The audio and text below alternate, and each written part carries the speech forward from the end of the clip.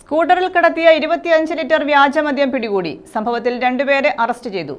കായംകുളം കൃഷ്ണപുരം സ്വദേശി ഉദീഷ്, മാവേലിക്കര കണ്ണമംഗലം സ്വദേശി ഷിബു എന്നിവരാണ് പിടിയിലായത്. ഓച്ചിറ ആലുപീടിക 1000 തെങ്ങ് റോഡിന് സമീപത്തു നിന്നും എക്സൈസ് സംഘമാണ് ഇരുവരെയും പിടികൂടിയത്. ക്ലാപ്പന പ്രയാർത്തേക്ക് ആലുംപീടിക 1000 തെങ്ങ് റോഡിന്റെ സമീപത്തു നിന്നുമാണ് 25 ലിറ്റർ വ്യാജമദ്യവുമായി രണ്ടുപേരെ പിടികൂടിയത്. സ്കൂട്ടറിൽ കടത്തുകയായിരുന്ന 50 കുപ്പി വ്യാജമദ്യം ഇവരിൽ നിന്നും പിടിച്ചെടുത്തു. കൃഷ്ണപുരം പണ്ടകശാലയിൽ വീട്ടിൽ ഉദീഷ്, മാവേലിക്കര കണ്ണമംഗലം തെക്ക് കൈപ്പള്ളിൽ വീട്ടിൽ ഷിബു എന്നിവരെയാണ് എക്സൈസ് സംഘം അറസ്റ്റ് ചെയ്തത്. രാത്രി 8:30 മണിക്ക് ഒരു ആക്റ്റീവ സ്കൂട്ടറിൽ 50 കുപ്പി വ്യാജ മദ്യവുമായിട്ട് വന്ന് ഇയാൻ നിരവധി അബ്കാരി, സ്പിരിറ്റ്, ക്രിമിനൽ കേസുകളിലെ പ്രതിയാണ്.